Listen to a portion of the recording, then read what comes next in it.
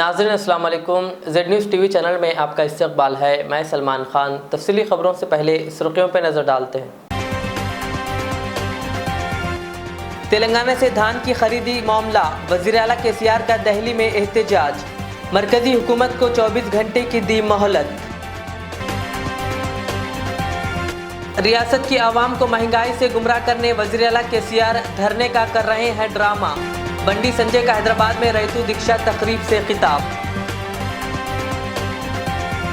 राहुल गांधी के दौरा तेलंगाना में तब्दीली, अब वो 25 और 26 अप्रैल को करेंगे तेलंगाना का दौरा।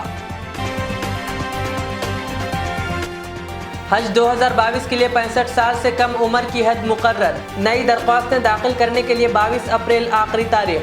मुशीर तेलंगाना AK खान की प्रेस कॉन्फ्रेंस। इदारों पर RSS और BJP का कंट्रोल, कांग्रेस कायद मल्लिकार्जुन खड़गे का इल्जाम।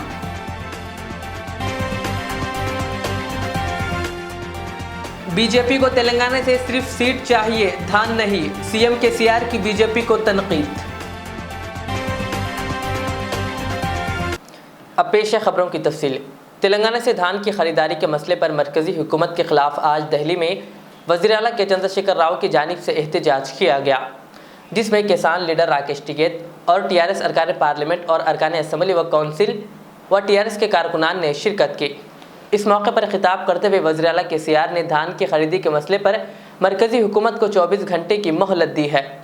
उन्होंने मुतालबा किया कि मोदी हुकूमत धान की खरीदारी पर 24 घंटे के अंदर फैसला करे, कहा वरना दिगर अहम किसानों के साथ मिलकर एक हिकमत अमली तैयार करेंगे।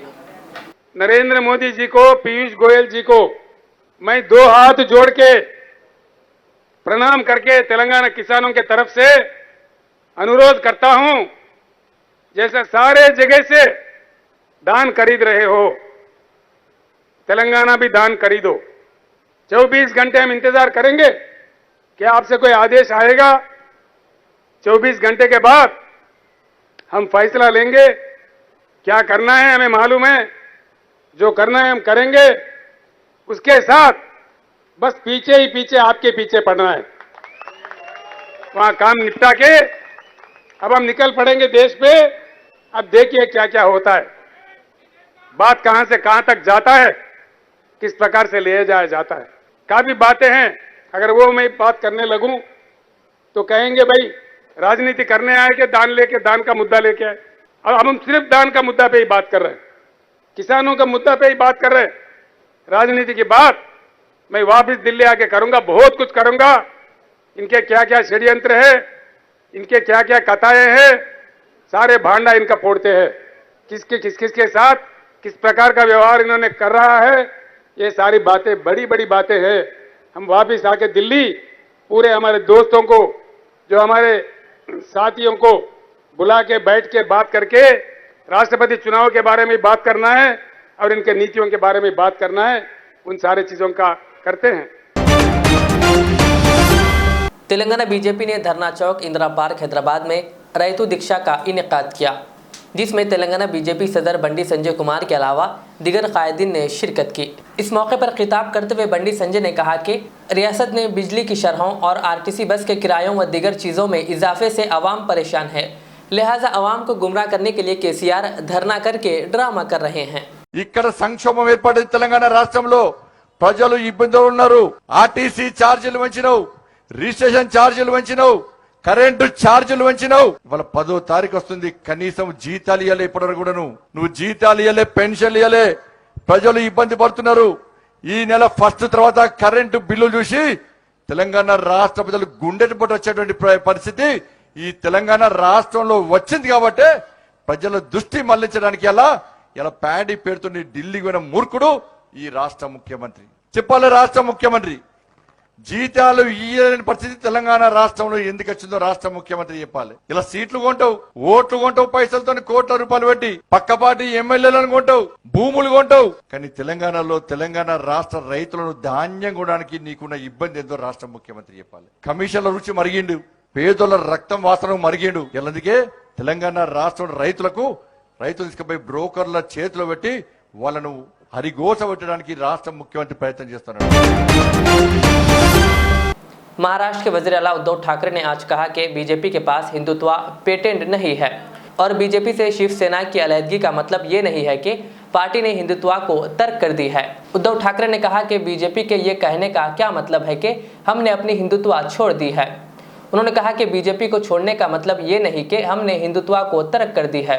उन्होंने कहा कि हम हकीकी और रास्तबाज है और हमेशा रहेंगे। उन्होंने कहा कि बीजेपी के पास कोई हिंदुत्व का पेटेंट नहीं है और बीजेपी का मतलब हिंदुत्व भी नहीं है।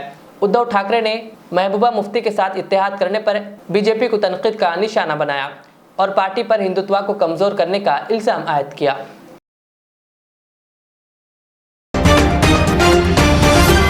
कांग्रेस के साबिक सदर राहुल गांधी के दौरे तेलंगाना प्रोग्राम में शब कदर के पेश नज़र मामूली तब्दीली की गई है।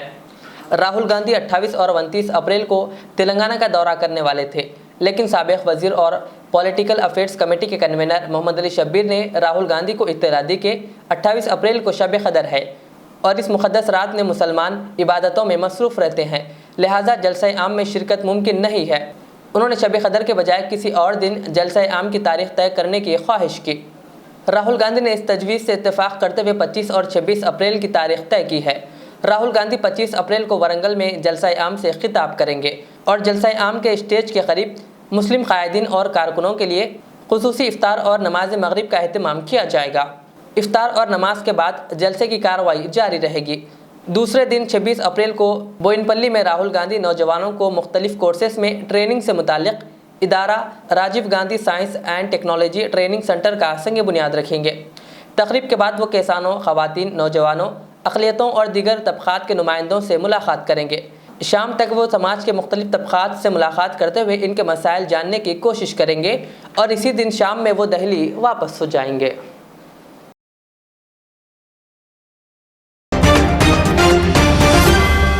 तेलंगाना हुकूमत के मुशीर अक़लियती बहबूद व रिटायर्ड IPS AK खान ने कहा कि हज 2022 के लिए हुकूमत सऊदी अरब की जानिब से रहनुमाया खतूत के ऐलान के बाद हज कमेटी ऑफ इंडिया ने 65 बरस से कम आज़मीन हज से दरख्वास्त तलब कर रही है।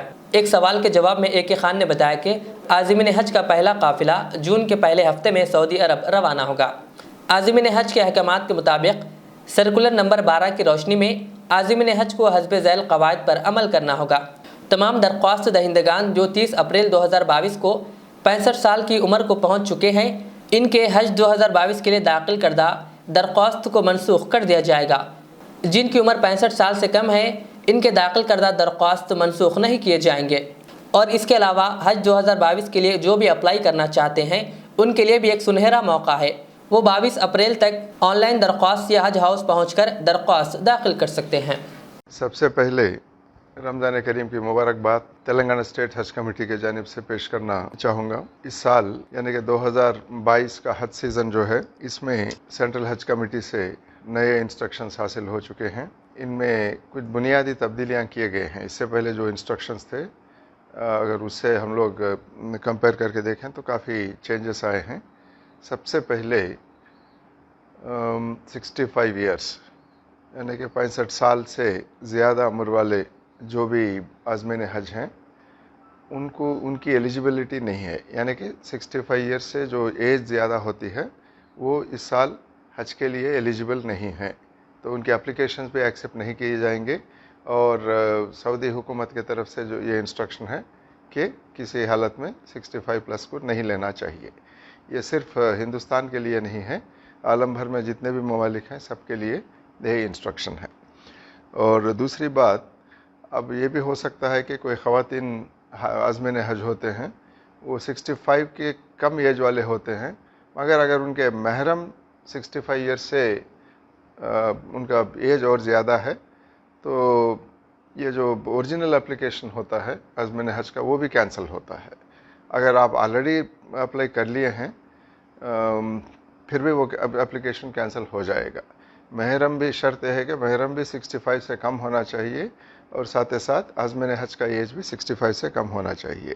ये सबसे बुनियादी चेंज है इससे पहले जो इंस्ट्रक्शंस थे उसके मुकाबले। और इसके साथ ही साथ क्योंकि कोविड का सिचुएशन था, उसमें बेहतरी तो आई है, मगर ये नहीं कह सकते हम लोग के पूरे तरह से इसका ख़त्मा हुआ है।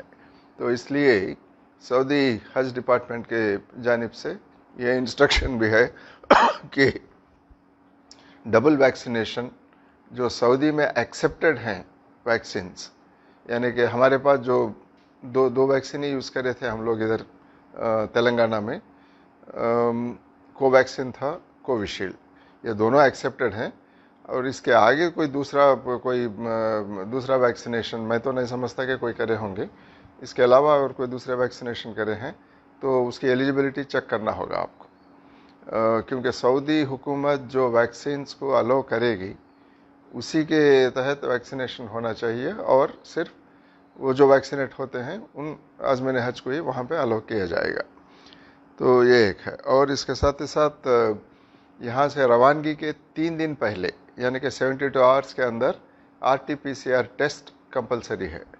उसमें नेगेटिव आने के बुनियाद पर ही यहाँ से रवानगी होगी। वो तेलंगाना स्टेट हज कमेटी इस मामले में आपको गाइड भी करेगी, टेस्ट भी करवाएगी, और भेजना ना भेजना ये फैसला भी तेलंगाना हज कमेटी के जानिब से वो टाइम पर होगा। इससे पहले जब हम लोग एप्लीकेशंस कॉल फॉर करे थे, जब 4254 एप्लीकेशंस हासिल थे। अब इसमें हो सकता है कि जो नया गाइडलाइन जो आए हैं एज लिमिट के वो मामले में हो, या महरम और दूसरे इंस्ट्रक्शन जो हैं उसके बुनियाद पर बहुत सारे एप्लीकेशंस कैंसिल हो सकते हैं।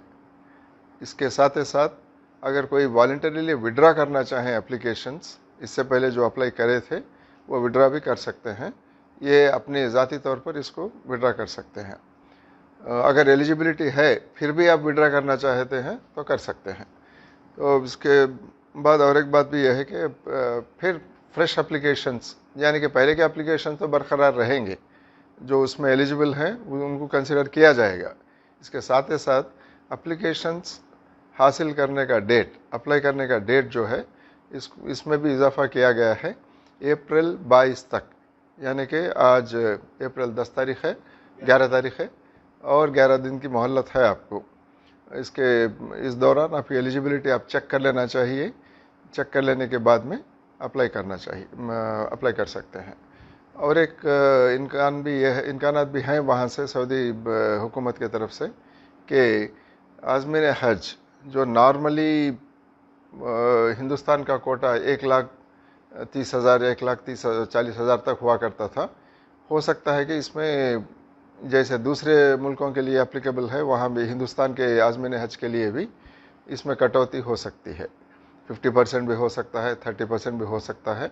ये नंबर क्या है हिंदुस्तान के लिए, नंबर क्या है, और उसमें तेलंगाना हज कमेटी के लिए कितने स्लॉट्स दिए गए हैं, इसका इंस्ट्रक्शन अभी हासिल नहीं है।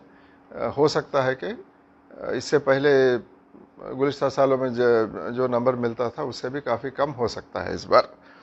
तो कांग्रेस कायद मल्लिकार्जुन खड़गे ने आज इस बात को दोहराया कि आरएसएस और बीजेपी इदारों पर कंट्रोल कर रहे हैं और दीगर सियासी जमातों के अरकान को खरीद रहे हैं। उन्होंने ये भी दावा किया कि आरएसएस और बीजेपी इस बात को यकीनी बनाने की कोशिश कर रहे हैं कि मुल्क में सिर्फ एक जमात बाकी रह जाए। उन्होंने मीडिया से बातचीत करते हुए कहा कि वो लोग बीजेपी आरएसएस सिर्फ एक पार्टी को बरकरार रखना चाहते हैं। देखिए, वो कोशिश तो यही कर रहे हैं कि एक ही पार्टी रहे। डेमोक्रेसी में विश्वास रखने वाले लोग ऐसा नहीं करते कि हर जगह दूसरे पार्टी के एमएलएस को, एमपीज को, राज्यसभा मेंबर्स को लेकर जो तोड़फोड़ करते हैं वो डेमोक्रेसी में नहीं कर सकते। लेकिन वो कोशिश हमेशा ये कर रहे हैं कि कहाँ पर वो जीत नहीं पाते वहाँ पर वो लोगों को तोड़ के अपने तरफ लेकर हुकूमत बनाते हैं। इसका मतलब यही हो गया जो राहुल गांधी जी पहले से कहते हुए आ रहे हैं, वैसा आज मायावती जी ने यही कहा कि 1 पार्टी रूल इस देश में वो लाना चाहते हैं और आरएसएस भी वही चाहती है। तो इसीलिए हमको मजबूत होना ज़रूरी है, सब मिलके लड़ना ज़रूरी है उनके खिलाफ।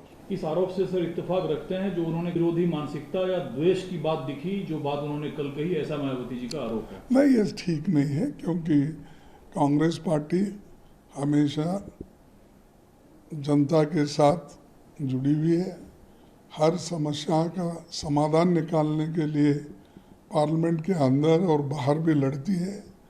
तो ये जो उनका कहना है कि ये उचित नहीं है। तेलंगाना के वज़ीर आला के चंद्रशेखर राव ने आज दिल्ली में धान तकरीब से खिताब करते हुए बीजेपी पर जमकर तनकीद की और कहा कि बीजेपी को तेलंगाना से सीट चाहिए लेकिन धान नहीं चाहिए। उन्होंने तेलंगाना से धान की खरीदी पर जोर दिया और कहा कि जब तक एमएसपी कानून नहीं बनाया जाता तब तक वो किसानों के हक में लड़ते रहेंगे और कहा कि तेलंगाना की आवाम और किसान मरकज के साथ लड़ने के लिए तैयार है। तेलंगाना तो आपको वोट चाहिए, दान नहीं चाहिए। तेलंगाना से सीट चाहिए लेकिन दान नहीं चाहिए। ये आपका षड्यंत्र है या राजनीति है। जब आवाज उठा के मांग करे तो उल्टा आपके भाजपा को हैदराबाद में धरना पे बैठाए। शर्म करना चाहिए, शर्म होनी चाहिए। ये षड्यंत्र देश में आगे से नहीं चलेगा। हम जाएंगे जी, आज या कल निकल जाएंगे, इस समस्या का समाधान ढूंढेंगे, इसको निपटाएंगे और बाज़ाब्ता आके बाकी दिल्ली में बैठ जाएंगे। इस सरकार का क्या क्या नीति है, आप जैसे कह रहे थे, सारे राजनेताओं को इकट्ठा करेंगे, जोड़ेंगे। इस देश के किसानों को जब तक संवैधानिक रक्षा नहीं मिली, जब तक एमएसपी संविधान में ना आए, तब तक हम बिल्कुल आखिरी बूंद खून तक भी हम लड़ते रहेंगे। लड़ाई जारी रहेगा। हम सारे लोग, राकेश टिकायत जी, हम सारे लोग आपके साथ होंगे। जल्द से जल्द जो मुख्यमंत्री इस बात से सहमत है, जो राजनीतिक पार्टी इस बात से सहमत है, उनकी सारी सहमति से देश में एक ऐसी जलजला भूकंप पैदा करेंगे, ये पीयूष गोलमाल भागते भागते नजर आएंगे। बिल्कुल भागेंगे जी। हमने बहुत देखा जी, बड़े बड़े हिटलर चले गए, नेपोलियन चले गए, मुसोलिनी चले गए। ये क्या बात है? क्या ये 1000 साल रूल करने के लिए तोड़ी है? कोई परमानेंट है क्या? इतना अहंकार क्यों? किनकी खाओ? मंत्रियों से कहते हैं कोई काम दाम नहीं है क्या? मंत्री क्यों आए? हफ्तों पर इनके दफ्तर में गए, वहां मंत्री लोगों को बिठा के 3-3 घंटा देर करके आते हैं ताकि ये चला जाए, उल्टा बदनाम उन पे लग जाए। यही इनका नीति है। सारे हमारे सांसद गए, सांसद के साथ भी यही व्यवहार। क्या ये चलेगा? ये नीति है? केंद्र सरकार चलाने का गंभीरता है? ये बात नहीं चलेगी। यही नहीं जी, कई अन्य बातें हैं जो हमारे दिल में है। सारे देश के जनता के दिल में जो आग है, हमारे दिल में भी वही आग है। ये आग फैल जाएगी। ये आग आपको खत्म करने तक नहीं छोड़ेगी। Telangana Congress campaign committee chairman Madhu ने कहा कि वज़ीर आला केसीआर दिल्ली में मरकज के खिलाफ धरना करके ड्रामा कर रहे हैं। उन्होंने कहा कि पार्लियामेंट सेशन के दौरान वज़ीर आला केसीआर को दिल्ली में एहतजाज करना चाहिए था ताकि इनकी आवाज़ ऐवान तक पहुंच सके। उन्होंने कहा वज़ीर आला केसीआर राइस मिलर्स के साथ मिलकर किसानों को धोखा दे रहे हैं। उन्होंने मरकजी हुकूमत से इस मामले में तहकीकात कराने का मुतालबा किया। साथ ही उन्होंने कहा कि बीजेपी हैदराबाद में धरने पर है और टीआरएस दिल्ली में। कहा ये लोग मसाइल को हल करने के बजाय किसानों को गुमराह कर रहे हैं। आज दिल्ली में तेलंगाना भवन में तेलंगाना का मुख्यमंत्री चंद्रशेखर राव जी उनके परिवार के साथ उनके मंत्रियां, एमएलए, एमपीस खूब खाकर आंध्रा भवन में एयर कंडीशन कूलर्स लगाकर अच्छे अच्छे कपड़े पहनकर 5 स्टार होटल में रहते हुए प्राइवेट एरोप्लेन में जाकर वहाँ एक किसानों के लिए दीक्षा में बैठे और हिंदी में भाषण देते हुए कहा 24 घंटे का समय प्रधानमंत्री को दे रहे हैं। आज तेलंगाना आवाम के तरफ से, किसानों के तरफ से तेलंगाना कांग्रेस कमेटी ये पूछना चाहती है, एक मुख्यमंत्री है, दूसरा प्रधानमंत्री है, ये दोनों मिलकर किसानों की समस्या हल करना चाहिए। वो तो किया ही नहीं। ये खूब खा पी कर 10 दिन से दिल्ली में रहकर जब सांसद चल रहा था तब तो आवाज़ नहीं खोला। जब सांसद चलते रहे होकर सारा प्रधानमंत्री, मंत्रियां, अधिकारियां रहते वहाँ पर, प्रतिपक्ष नेता भी आ सकते थे, वो काम तो किया ही नहीं। पार्लियामेंट ख़त्म हो गया, अब धरना पे बैठा। किसके लिए बैठा भाई? सो हिंदी में भाषण देते हुए किसानों को धोखा दे रहा है। यहाँ किसान मर रहे हैं। तेलंगाना आने के बाद हज़ारों किसान आत्महत्या किया है, उसके खिलाफ उसके पक्ष में कुछ किया ही नहीं। अब ये जो पैडी प्रोक्योरमेंट की वजह लेकर जो दिल्ली में बैठा है, ये साफ साफ बीजेपी प्रधानमंत्री के लोग यहाँ हैदराबाद में बैठे हैं और तेलंगाना का मुख्यमंत्री दिल्ली में बैठा है। ये साफ साफ किसानों को गुमराह कर धोखा देके राइस मिलर के साथ मिलकर ये धोखा दे रहा है।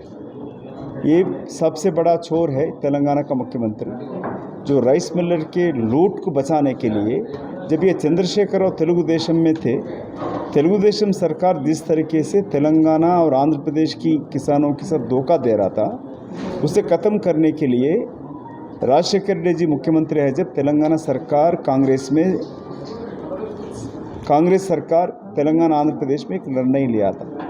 ये सिविल सप्लाईज के तौर से FCI के साथ एक समझौता करते हुए पैडी किसानों के साथ IKP सेंटर से सरकारी खरीदेगी और बैंक से लोन लेकर पैसे फ़ौरन दे देगी।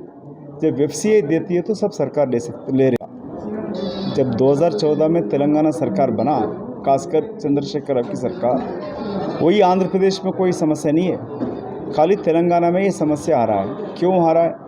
ये कल्वकुंटला परिवार ने राइस मिलर के साथ मिलकर किसानों को लूट रहा है। जो रैतु बंधु स्कीम से 10,000 देने की 5,000 पर एकड़ देने की वादा, जो झूठा वादा किया इसमें, वो 5,000 एक हाथ से दे रहा है और किसानों के साथ 10,000 लूट रहा है। हर एकड़ ज़मीन पर जो फसल आ रहा है उसमें किसानों का 7,500 से लेकर 10,000 नुकसान हो रहा है। मिलर्स ने मिनिमम सपोर्टिंग प्राइस ना देते हुए 300, 400, 500 तक कम दे रहे हैं। इस पे हज़ारों करोड़ जो बच रहा है वो चंद्रशेखर राव एक तरफ से पैसे लेकर किसानों को लूट रहा है। इसके खिलाफ तेलंगाना कांग्रेस कमेटी एक संघर्ष शुरू किया है और माननीय गवर्नर से भी टाइम मांगा है। गवर्नर भद्राचलम रहने से 13 तारीख को हम गवर्नर से मिल रहे हैं और केंद्र सरकार से भी ये डिमांड करते हैं, सही भी आपको कुछ कार्रवाई करनी है तो CBI इंक्वायरी जांच करे और मिलर्स और TRS सरकार ने जो मिलकर किसानों को जो तेलंगाना में लूट रहे हैं, इसके खिलाफ आवाज़ उठना चाहिए। जैसा पंजाब की बात करता है, पंजाब में वीट भी आता है और पैडी भी आता है। सबसे देश में अभी तेलंगाना आंध्र प्रदेश में भी काफ़ी पैड आ रहा है। पंजाब में मंडी व्यवस्था रहने से किसानों की जेब में पैसे डायरेक्ट जा रहा था। उसी तरह तेलंगाना में कांग्रेस सरकार ये लागू किया था।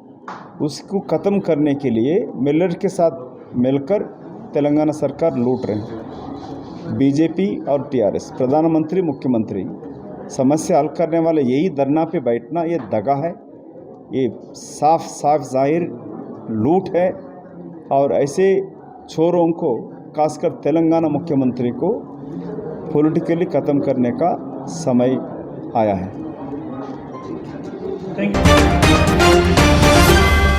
3-4 दिन कबल हमने आपको एक खबर दिखाई थी जो कि हैदराबाद के एरागड्डा मेंटल अस्पताल के पास की थी, जहां एक आदिल नामी शख्स को 2 नौजवान मोहम्मद बिन अली और अजहर ने बात करने के बहाने बुलाकर इस पर पेट्रोल छिड़क कर आग लगा दी थी।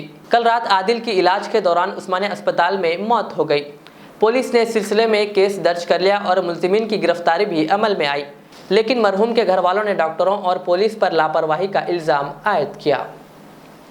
पुलिस वाले और उन लोग मिलके है और एक लीडर है मोहम्मद शरीफ बोल के, उन लोगों भी मिलके है, पैसे खिला दिए उन लोग पुलिस वालों को।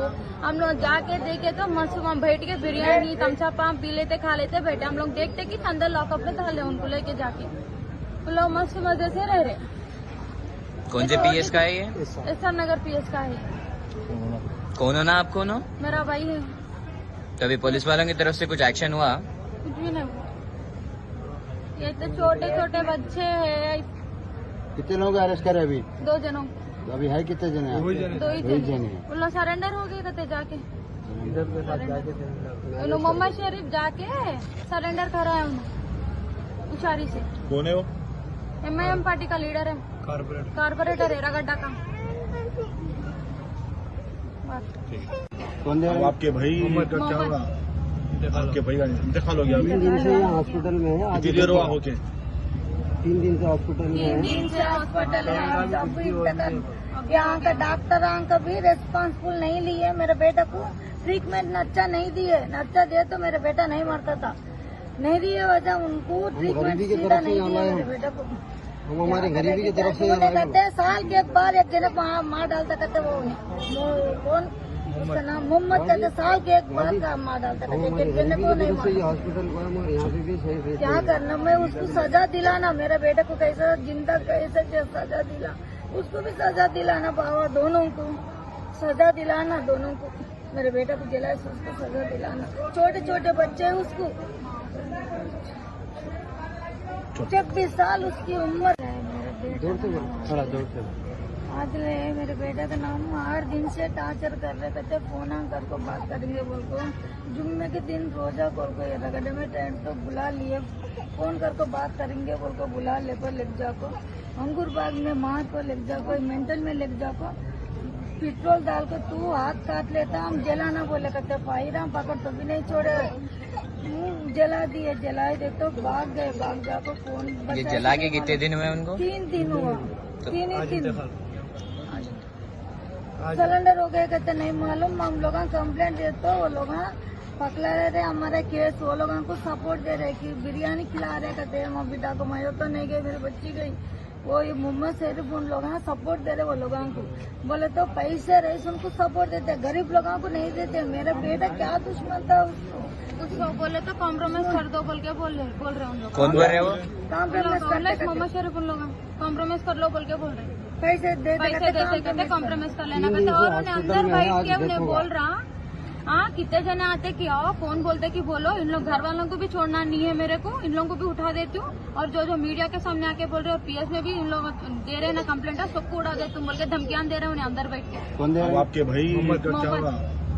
आपके भाई का इंतकाल हो गया 3 दिन से यहाँ हॉस्पिटल में है। आज 3 दिन से हॉस्पिटल में है। 3 दिन से हॉस्पिटल है।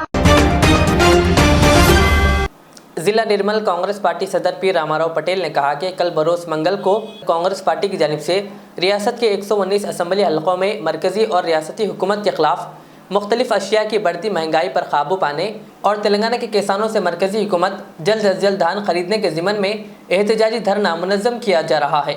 इस एहतजाज को जिला निर्मल बिलखुसूस तालुका मुधोल में कामयाब बनाने के लिए उन्होंने तमाम कांग्रेसी कारकुनान और कायदीन को शिरकत करने की ख्वाहिश की। రేపు జరగబోయే కాంగ్రెస్ పార్టీ పిలుపు వరకు తెలంగాణలో 119 నియోజకవర్గంలో నియోజకవర్గ ఇన్ఛార్జ్ ఇక్కడ ప్రతి నియోజకవర్గ హెడ్ క్వార్టర్లో కేంద్ర ప్రభుత్వం రాష్ట్ర ప్రభుత్వం ఏదైతే వాళ్ళ ధోరణి ఉంది దానికి పూర్తిగా వ్యతిరేకం ధర్నా చేయడం జరుగుతుంది। ఈ ధర్నా ప్రోగ్రాంకు ప్రతి ఒక్క విలేజ్ నుంచి కాంగ్రెస్ కార్యకర్తలు తరలి రావాలని కోరుకుంటున్నాము। మా నిర్మల్ జిల్లాలో నిర్మల్ నియోజకవర్గంలో పెద్దలు మహేశ్వర్ రెడ్డి గారు అక్కడ ధర్నా నిర్వహిస్తారు। మన కానాపూర్లో గెడ్డం భోజు గారు నిర్వహిస్తారు। ఇక్కడ బైంచల్ల నేను నిర్వహిస్తాను, ముదోలో నేను నిర్వహిస్తాను। ఈ ప్రోగ్రాం ముఖ్య విషయం అంటే महात्मा ज्योति बापुले की 195वीं यौम पैदाइश की तकरीब का इनेकाद निर्मल के ज़िले मुधोल मुस्तकर में अमल में लाया गया। इस मौके पर मुधोल सरपंच वी राजेंद्र ने महात्मा ज्योति बापुले के मुजस्समे पर फूल माला चढ़ाकर खिराज अकीदत पेश किया। इस मौके पर एमपीटीसी मेंबरान डी भूमेश, सी श्रीनिवास गौड़, कॉप्शन मेंबर खालिद, साबिक एएमसी डायरेक्टर साईनाथ और नारायणा के अलावा गंगाधर व दीगर मौजूद थे। आखिर में सुर्खियों पर और एक बार नजर डालते हैं। तेलंगाना से धान की खरीदी मामला, वज़ीर आला केसीआर का दिल्ली में एहतजाज, मरकजी हुकूमत को 24 घंटे की दी मोहलत। रियासत की आवाम को महंगाई से गुमराह करने वज़ीर आला केसीआर धरने का कर रहे हैं ड्रामा। बंडी संजय का हैदराबाद में रईतु दीक्षा तकरीब से खिताब। राहुल गांधी के दौरे तेलंगाना में तब्दीली, अब वो 25 और 26 अप्रैल को करेंगे तेलंगाना का दौरा। हज 2022 के लिए 65 साल से कम उम्र की हद मुकर्रर। नई दरख्वास्तें दाखिल करने के लिए 22 अप्रैल आखिरी तारीख। मुशीर तेलंगाना AK खान की प्रेस कॉन्फ्रेंस। इदारों पर RSS और BJP का कंट्रोल, कांग्रेस कायद मल्लिकार्जुन खड़गे का इल्जाम।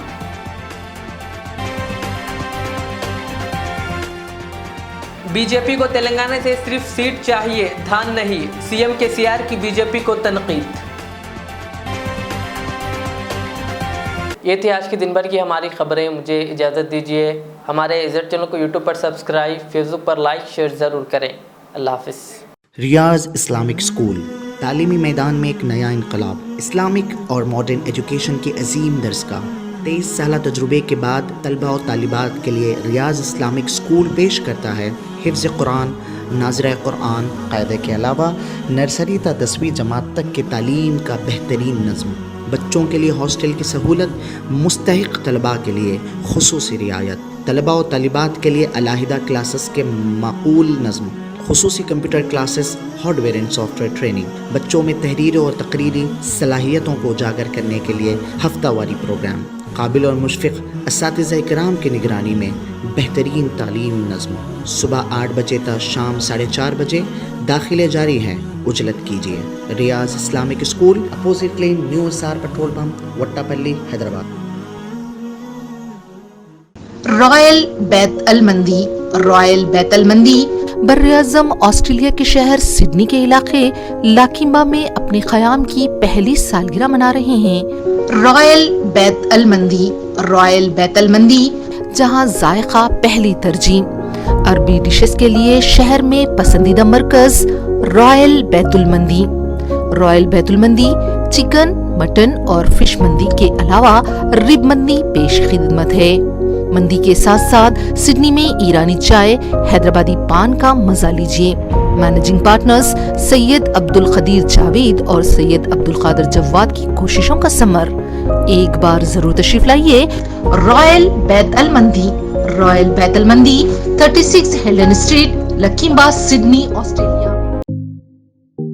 HKJN फर्नीचर अब एक और नए ब्रांच के साथ Farid complex, Shastripuram, Owaisi hills line पर। याद रहे, 40 साल से फर्नीचर की दुनिया में भरोसे का एक नाम HKJN फर्नीचर।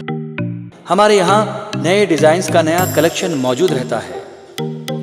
आपकी ख्वाहिश के ऐन मुताबिक भी फर्नीचर तैयार किए जाते हैं।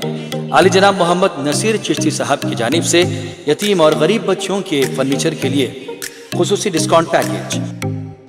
HKJN मैन्युफैक्चरिंग शोरूम, हमारा पता Farid complex, Shastripuram, Owaisi hills line, Hyderabad.